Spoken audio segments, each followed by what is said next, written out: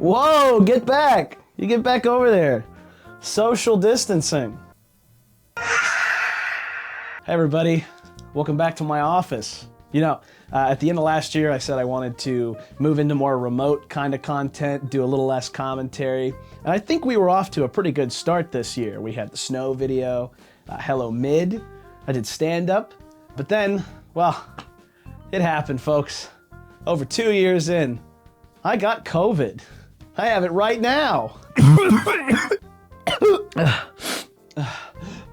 So it looks like I'm gonna be stuck inside for a couple more weeks. And as I've been sitting in bed watching TV, I keep kind of peeking over at my closet where there's kind of this elephant in the room, I guess you could say. Now, I haven't really talked about this on the channel, but if you're in my Discord server, you know what's going on. I got into vintage Mac collecting. And when I say got into, I mean I really fell into it, and I fell hard. It was fall of 2020. I had just learned that my girlfriend was pregnant, and being 2020, there was still a big emphasis on stay inside, quarantine, keep your friends and family safe. During that time, I found the YouTube channel, The Computer Clan.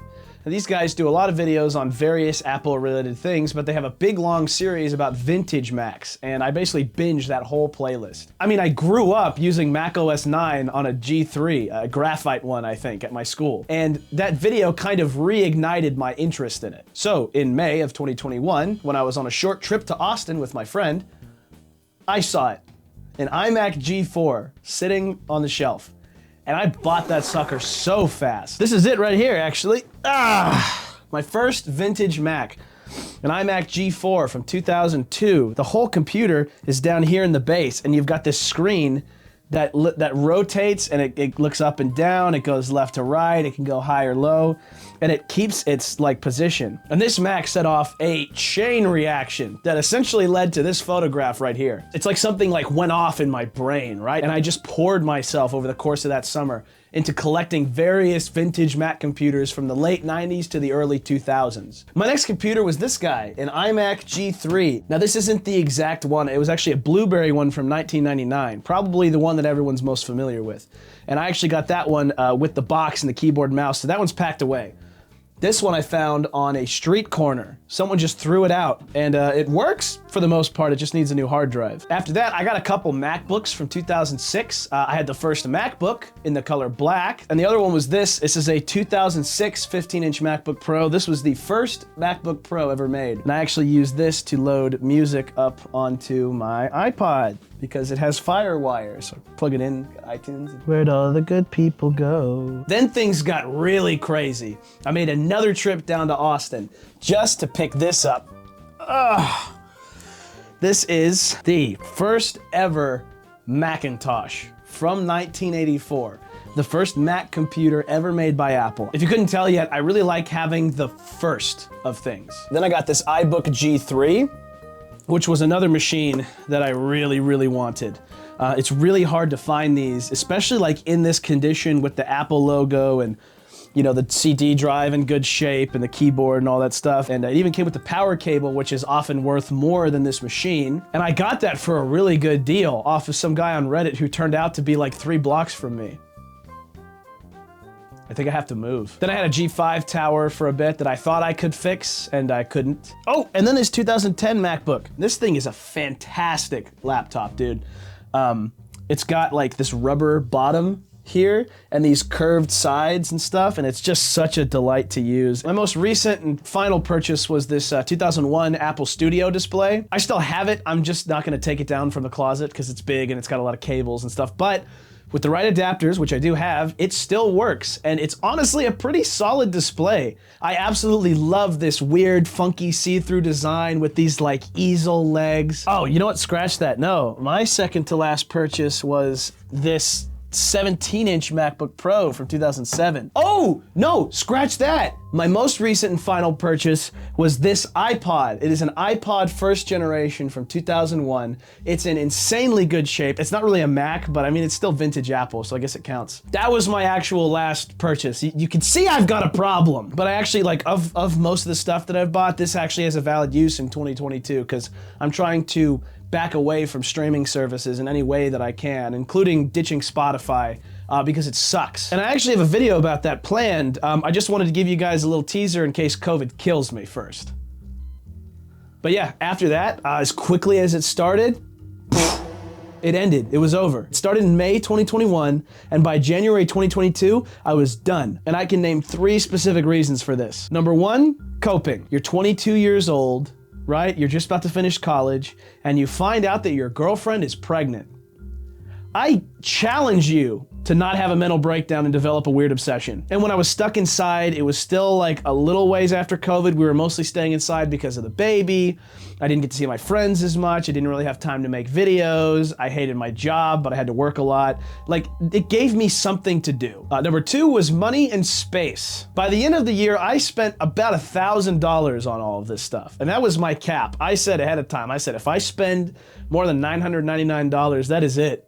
No more, because that was how much I could put aside. So like, I didn't run myself into bankruptcy like some people have with these machines, but it was a lot of money, and I cut it off. And also just space.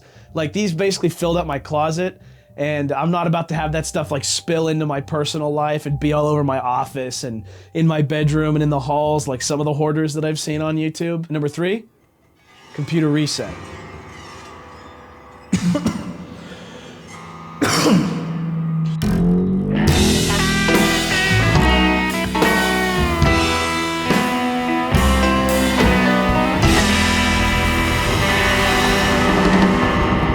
Now, what is computer reset, you might ask? Well, vintage computer heaven, and also hell. It was essentially a computer store and repair shop in the 80s and 90s, run by this guy, Richard Byron. It was in Dallas, Texas. As what happened with a lot of electronic stores and computer shops and whatnot, the 2000s were a really tough time, and computer reset wasn't doing too well. Now, Richard started buying up a lot of computers, like pallets and pallets.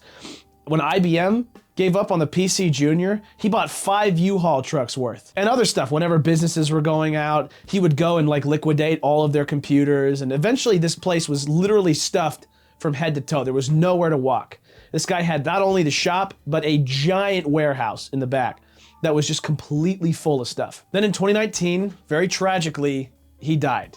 Now, don't quote me on this, but I believe the story was one of his giant garage doors slipped out of its lock, landed straight on his head. After that, they started liquidating the place, letting vintage computer people into the store to walk around, pick out basically whatever they want and leave, trying to clear the place out so they could sell the property. And you might be wondering how I know this. It's because I went. So right around this time, I'd started joining like Facebook groups and the Vintage Mac Reddit and stuff like that. And these people kept talking about computer reset, computer reset. So I finally decided to check it out. And I happened to go on the weekend that LGR was doing a follow-up video. Apparently he did a video a few years ago, place blew up, so all the clips I'm showing you are my exact experience walking through there. And keep in mind, this has been going for about 3 years. People have just been filling U-Hauls with stuff and taking it home for 3 straight years. When I was up there, I grabbed a little AOL, America Online. That's pretty cool. If you want to see the whole place, go watch this video. I'll link that in the description as well. The reason I'm telling you all of this is to explain how this place made me completely quit collecting vintage computers. After walking through this place, full of cardboard boxes and motherboards and wires and junk literally piled to the ceiling, I was like, oh man. This was my first time seeing the home of a hoarder in person. And let me tell you, it shook me to my core. This is the work of one man, might I remind you.